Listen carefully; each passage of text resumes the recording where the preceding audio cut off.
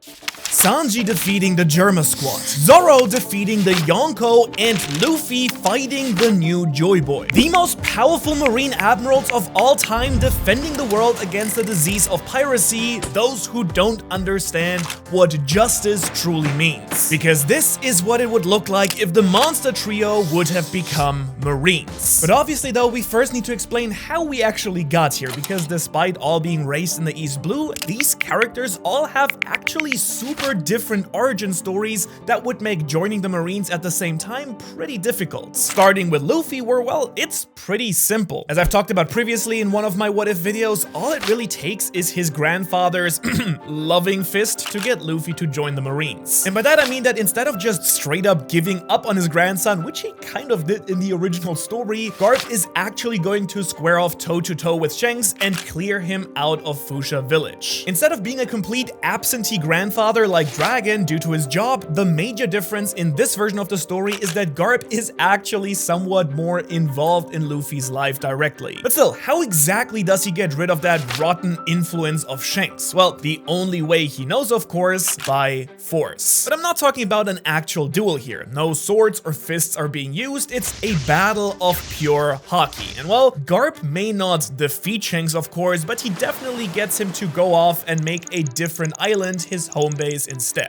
After all, he can't just afford to have a whole marine fleet chasing him around all the time, so Shanks has no other choice but to abandon young Luffy and enrages him in the process. Especially when Shanks tells him that he could never have the son of a filthy marine admiral on his crew. But you see, that statement somewhat confuses Luffy, because his grandfather is a marine, yeah, but not his dad. I mean, at this point he doesn't even know his dad, and that is when Garp is forced to tell Luffy the truth. Or at least a version that's somewhat close to the truth. And that's the fact that his father abandoned the Marines after becoming one of the greatest warriors that the world government ever had. He had more freedom than anyone else in the world, and all thanks to his power, his status, and of course his heart. And then he just threw all of it away to become a rotten revolutionary, destroying cities and islands in his conquest of the world. And obviously, Luffy had already checked out at the most freedom in the world. Now, here's the deal. Even though Luffy doesn't have the mythical Nika fruit in this version of the story, after all, Shanks just straight up abandoned him, he still has the will of D and his very big smile. And these two things, the parts of him that seem to resonate with the Nika fruit, still very much exist. Now, we do know that devil fruits and specifically zone awakenings seem to line up with the inherent characteristics of a user, as we've seen, for example, with Rob Lucci and Luffy in the main storyline. That, of course, means that the idea of freedom still very much resonates with Luffy and is going to be a driving force in his journey,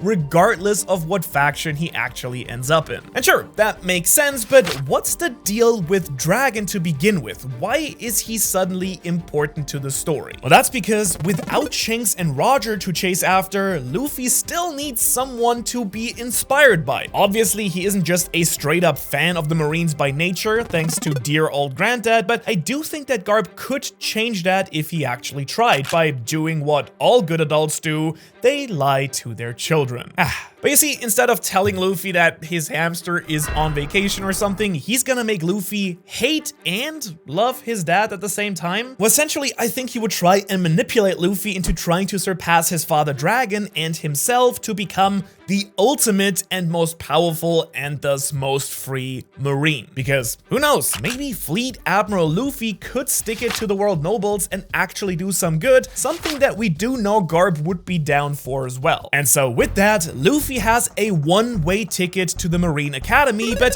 what about Zoro and Sanji? I mean, how exactly do they end up in the Marines to begin with as well? And honestly, Sanji is actually a fairly easy grab. I mean, he doesn't necessarily have big dreams of being a pirate, he just wants to find the All Blue. I mean, sure, pirates did save his life, but it's not like his goals revolve around liberation or like pirating around. This dude just wants to cook some delicious meals for the homies. And the ladies, I guess. Well, especially the ladies, the old beef tenderloin, if you catch my drift. Okay, poor taste jokes aside. Sanji's ticket to the Marines is actually pretty simple. On their way to Marine headquarters, the Monkey D family stopped to grab some lunch, and I'm gonna take a play out of the One Piece live action handbook and have Garp and Zeph actually connect over the past. And while that is happening, a young Sanji is now gonna meet a young Luffy, and admittedly, I think these two would just get along great. How do I know that? Well, it has happened once before, of course. Actually, this time around, potentially even better than in the original storyline. After all, young Sanji has been through so much brutality in his life that a kind smile and goofy kid like Luffy would be like a perfect friend for this dude. And so while the two kids are playing and goofing around, the granddads would eat, drink, and talk about the past, but during that conversation, Garp would offer Zeph something important, a chance for Sanji to have everything he could possibly ever need to become a great chef and live a great life. You see, a very common theme in the series of One Piece is that piracy is not really a great place for a kid. Shanks even straight up refuses to have kids on his crew, and if it hadn't been for the crazy circumstances, Roger would have done the exact same thing. And we actually see this very same thing happening with Kobe too, a very poor soul taken advantage of by really bad pirates. And really, time and time again, kids are just being screwed over by pirates in this world. I mean, just look at someone like Law, for instance. So while obviously Zeph is a good dude, Sanji could live a wonderful life and be trained by some of the best chefs and also strongest fighters in the world. And Zeph may be stubborn, but he's still a good man at heart and would want the best for Sanji, so I think that he'd tell Sanji that if anyone could find the All Blue, it would be someone high up in the world government, and with that childlike whimsy, Sanji would go on to join the monkey family on their journey back to Marineford. Meaning that now all that we've got left is the little samurai wannabe Roronoa Zoro, and he's actually pretty easy compared to the other two. I mean, the dude wants to be the greatest swordsman in the world, and currently the best to ever do it, Dracula Mihawk, technically now works for the Marines, I guess. You see, the warlord status is pretty great, but it does come at the cost of losing the pretty cool title of Marine Hunter. But back to Zoro here. You see, the dude is already destined to be a pirate hunter in the original story. All it would really take is a quick stop in Shimotsuke village and a training session with the coolest marine swordsman and Garp's right-hand man, Bogart, to convince this little rascal to enlist in the Marines as well. After all, apparently you do have to start them down the path of violence and brutality when they're still young, I guess. It's way easier to mold their young, impressionable minds with your military propaganda if they can't think for themselves yet. And really, who needs G.I. Joes and Tom Clancy novels when you have Garp, the hero, recruiting kids for you? But alright, I'm getting off topic. The Little Monster Trio has now been officially formed, but their goals aren't quite fully set yet, as you probably noticed. I mean, Luffy's easy. He wants to surpass his dad and his granddad and become the fleet admiral, and Zoro still just straight up wants to defeat Mihawk, become the strongest, but he's just a military brat now, so to me the problem is Sanji, who just wants to find the All Blue with the power of the world government, and I think we can do a little bit better than just that. And actually, I think it's time to really talk about his cooking skills at this point, because you see, there are actually 4 insanely talented chefs in the Marines known as the Yonryoricho, aka the 4 head chefs. Now, if you think I'm just fanfictioning here, this is official. We learned about this in volume 108's SBS, and they're all themed after seasons. In fact, we even get the design and confirmation of the winter chef Komakov, who's actually the official chef of Saint Saturn during the Egghead Island arc. So when Sanji hears about this insane role, he will absolutely do everything in his power to try and surpass them. But that's not all, because when he's doing his marine physical, they'll actually realize that he's not a regular human being at all. You see, I think that the Marines would connect the dots pretty quickly and realize that he's actually a Windsmoke, and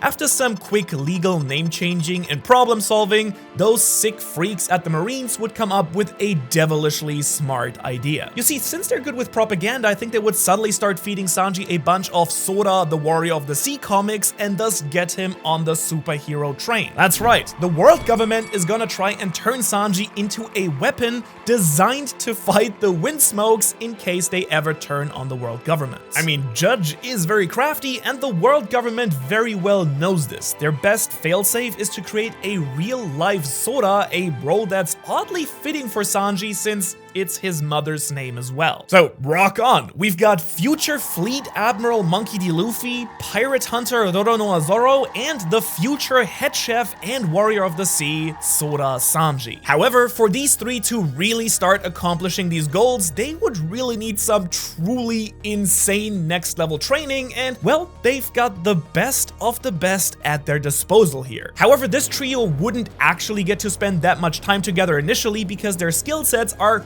kind of completely perfectly matched up to train under a bunch of very different Marines who are all out sailing the seas. And so I think at this point in the story, it would be time to split them up and send all of them on their own training journeys. Obviously, this is gonna take a while. I'm talking about 10 to 15 years of really hard work and determination, because even what-if situations do still need some sort of training time skip. And let's start with Zoro here, who's actually gonna stay with Garp and Bogart. After all, he's a really strong-willed and disciplined person, and even at a young age after Kuina died, Zoro locked in. Now, since Luffy didn't free Kobe from Alvida in this timeline, Garp needs a new apprentice, and since Luffy doesn't learn very well from Garp as we know, it really wouldn't make too much sense to keep Luffy around. Plus, with all of these new Marines to learn from, he'd want to explore his own options and find someone who really suits his style. But Zoro, well, Swordsmaster Bogart is right here, and so is Garp. I mean,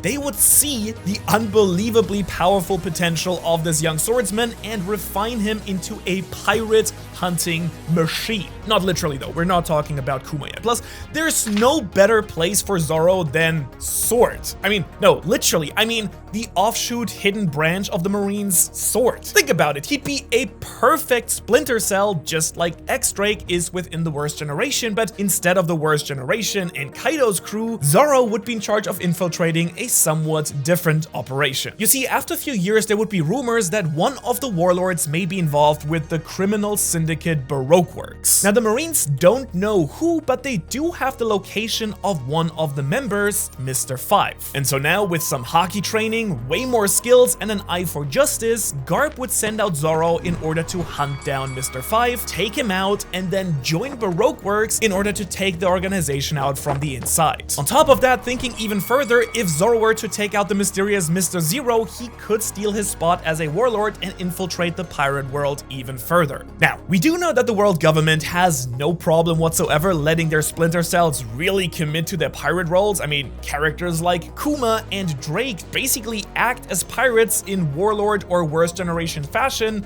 despite their actual roles. And Zoro could basically just do the exact same thing after defeating Crocodile, something that would put him one step closer also to fighting and potentially defeating Mihawk. And with that being settled, I think that's enough of Zoro. Let's now move on to his swirly brow rival, Sora Sanji, because instead of staying with Garp as well, he's being sent to the legendary Egghead Island. Dr. Vegapunk is tasked with manipulating his own bloodline elements, the DNA of the One Piece world, and activating his Germa genes. Now, if you're familiar with the story, it of course only makes sense that a fellow mad scientist could crack the secret of Vinsmoke Sanji's children because he and Vegapunk work together, but that's not the only reason that he's been sent to this place. Apparently, his unique black fighting style that focuses on speed and sharp kicks lines up fairly perfectly with a certain Marine Admiral as well. Because that's right, in this world and in this scenario, Sanji is being trained by none other than the Yellow Monkey,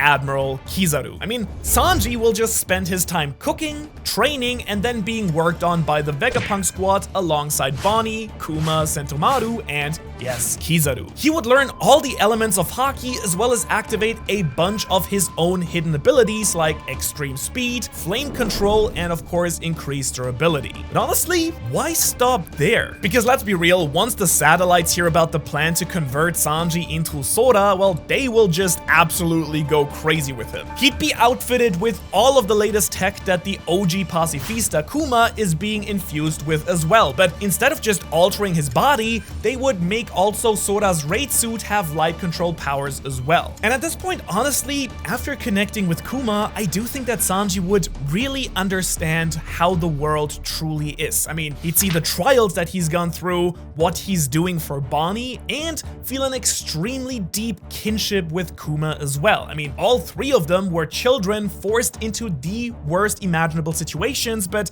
unlike Bonnie and Kuma, Sanji is now supported and lifted up by the world government. And I think it's here that he'll really learn about the world and promise Kuma that he will really make sure that Bonnie is safe and okay, and that he'll take down the bad man at the top. Because Sanji is now a true hero, and it doesn't matter if it's Germa or the Gorosei, whoever hurts his friends will pay. And, well, Vegapunk and Kizaru would keep their mouth shut at this point, I think, as well. Really, there's no reason to stop a dude from doing the right thing, and since they cannot, they hedge their bets on Sanji to fix the government from the inside out in their stead. But also, in order to do that, he will need to surpass the 4 head chefs, so he heads back to Marineford in order to challenge them to a good old-fashioned cook-off. Whoop! Meaning that now we can also talk about the path of Monkey D. Luffy, the hero in training, and who is he gonna train with? The hot-headed Marine Admiral Akainu?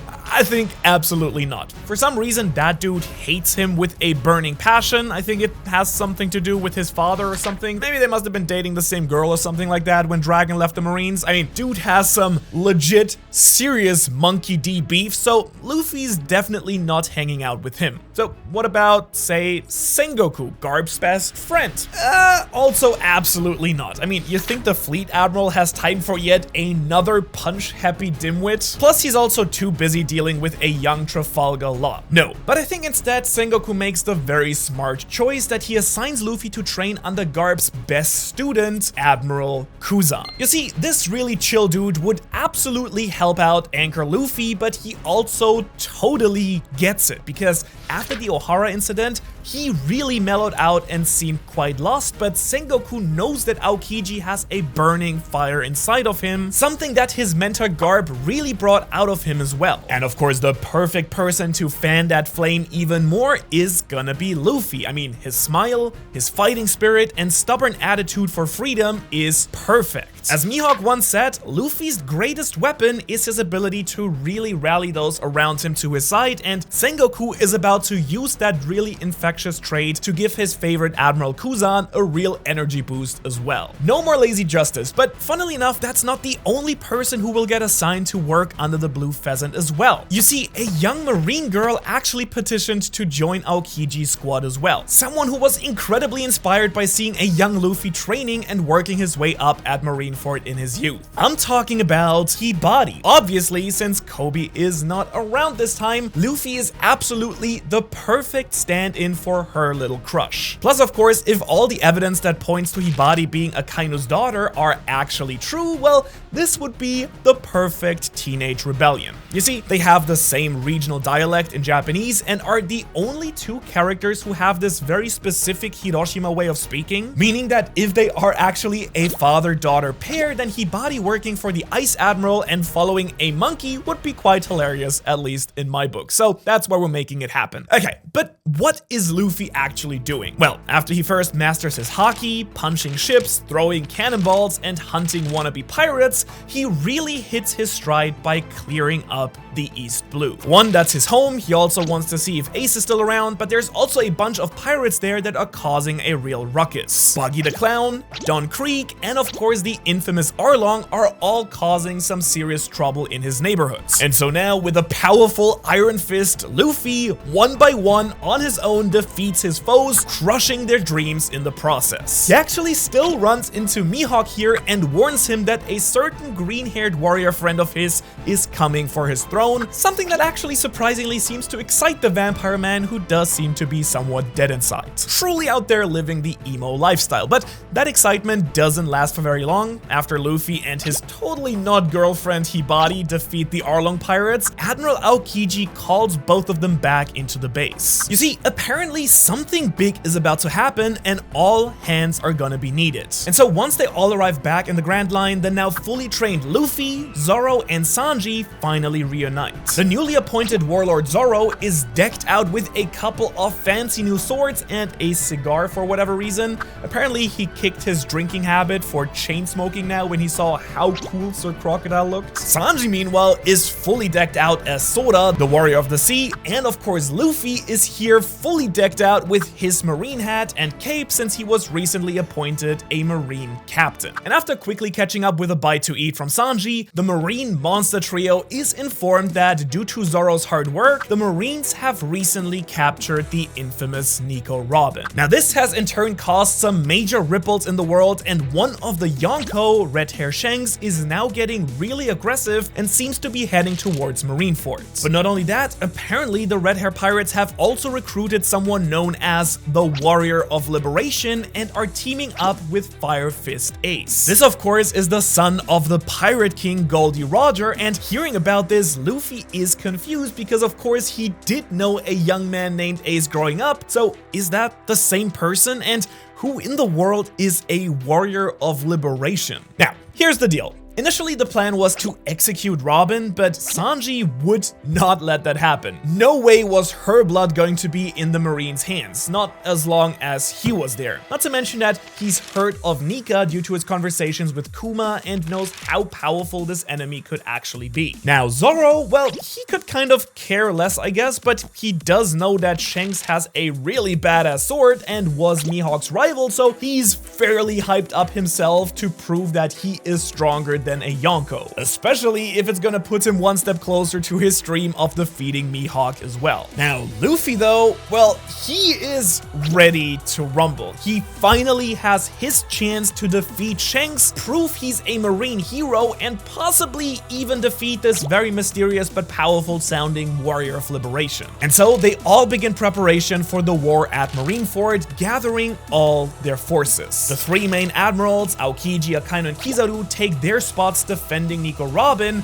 who's being used as bait here, and Sanji stands with them in order to help guard her. Meanwhile, Luffy and Zoro stand at the base of the staircase, surrounded by their companions and a few extra marines like Smoker, Tashigi, and the vice admirals. And then suddenly, in the distance, roaring drums are being heard. Massive ships start appearing as the ocean itself seems to rumble. No, it can't be. The giant warrior pirates are sailing once again. Where in the world did that come from? I mean, surely the world government would have known if someone was creating an army as powerful with that much power. Well, unfortunately for them, Shanks has been making moves in the shadows behind the scenes. He's been assembling powerful forces from all over the world for exactly this battle, and players from every faction seem to be arriving on his side. First, it was just him and the giants, but there's also a large group that seems to be heading in behind them as well. A dark black ship with a dragon emerges from the sea, coated in a bubble. Garp's face twists into a grimace and turns as he sees his failure of a son and the most wanted man in the world, Monkey D. Dragon, sailing in alongside the Revolutionary Army. And then there's also someone else next to him. Who is that, and why are they riding those giant snails? Yep, that's right. Shanks also managed to somehow recruit the Germa forces to help defeat the Marines as well. All he had to do was tell Judge that apparently they had kidnapped his son and actually turned him into a warrior stronger than Judge was ever able to do himself. And even though, yeah, he does hate Sanji, man, does he hate someone being better at science at him even more, especially that rat Vegapunk. Now, to be fair, Shanks may have twisted the facts a little bit, but it paid off dramatically. I mean, basically, once he saw that the little blonde kid from Baratie was missing, he was able to ask Zeph and realize that the new warrior of the sea was probably the missing Windsmoke child, because expert detectives work their Shanks. Oh, and you thought that that was gonna be it? No. He still has way more allies. Roaring overhead is a massive dark storm cloud. A large shadow was waving through the sky. Descending down along them is a massive blue dragon, Kaido. But that's not all. Is that someone riding Kaido? Well, suddenly the earth shakes, the water bends, and a mighty laugh echoes throughout the sky. Whitebeard, the strongest man, stands proudly on top of Kaido, the strongest creature, riding his former crewmate into battle. And behind them, a cackling witch-like scream can be heard as well. Mama. Because Big Mom, the final Yonko, trailed slowly behind, riding a massive fireball. You see, Shanks, being the master manipulator that he's always been, has managed to use the legends of Joy Boy and Nika to finally sway the balance, converting all the Emperors to his own side for this one massive cataclysmic battle. It also helped that Whitebeard was in on the whole thing. I mean, it made convincing the former Rocks crew a lot easier, let me tell you that, but rest assured, this was a plan years and years in the making, and a lot of that time was spent convincing these knuckleheads to fight for a common goal. So that's it. Pretty nice, right? The Yonko crews, the revolutionaries, and Germa?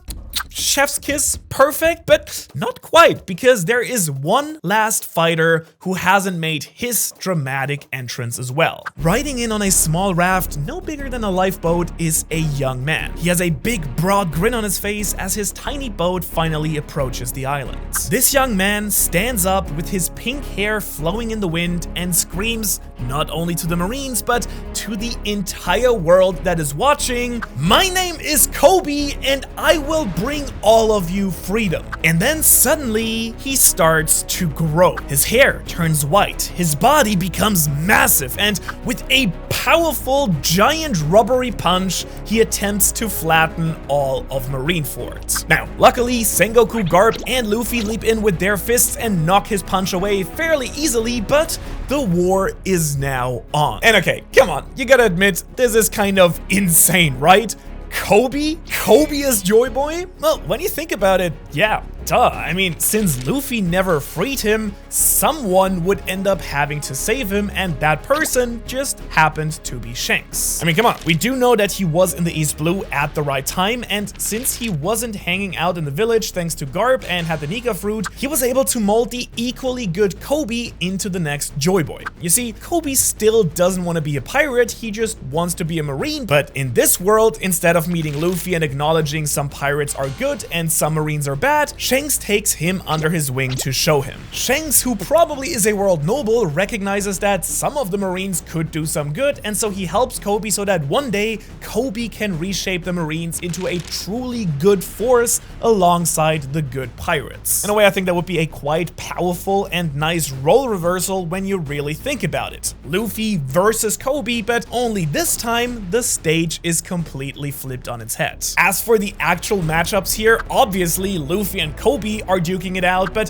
what about everyone else? Well, the Admirals and Sengoku have their hands tied with all of the Yonko. They're the strongest fighters on each side, so it only makes sense that they handle each other. I guess the Gorosei might need to jump in here as well. Now, of course, Garp has to deal with his own son, and so he leaps off the platform to unleash a massive galaxy impact against all the filthy revolutionaries. Take your revolution somewhere else. The government is great. Listen to your father is kind of the gist of that entire punch. Now, Zoro, on the other hand, is gunning straight for the Yonko crews alongside the Vice Admirals and the newly introduced Pacifista. With legendary swordsmen like King and Vista being present, they're just the perfect warm-up for his battle against Red Hair Shanks. Something Zoro really hopes to have a shot at if the Admirals don't manage to defeat him. As for Sanji, well, it's a Soda versus Germa grudge matchup, but this time he gets help from not only his former friend Kuma, but the rest of the warlords as well. Now, even with his new powers and the experimental green blood flowing through him,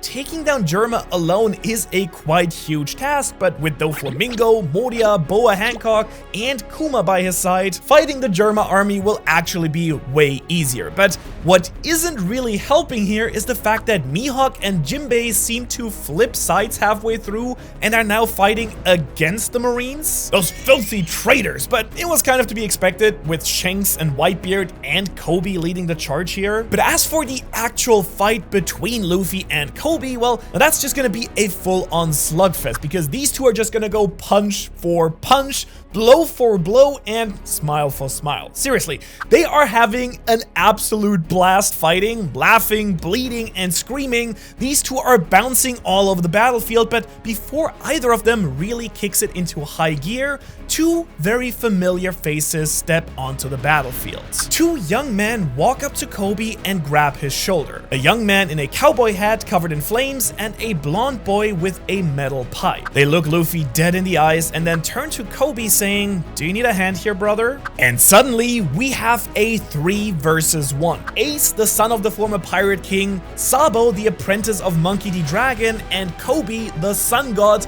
all face off against a very overpowered Luffy in what might just be the sickest twist of fate in One Piece. And so with this, the massive battle, the war to free the world, has finally begun. Only that this time, we're somehow rooting for the Marines because, as we all know, anarchy is bad and we love the good world government. Am I right, people? And as you can imagine, this video was an absolute insane rabbit hole to go down to, and I do hope you all enjoyed it. And if you like what if videos like this and want to see what would happen if Luffy and Ace switched places, you should check out this video right here. Because honestly, somehow it's even more mind-bending and has a really wild twist, I think, at the end. So check it out and don't forget to like and subscribe. Otherwise, thanks so much for watching, and I will hopefully see you in this next one.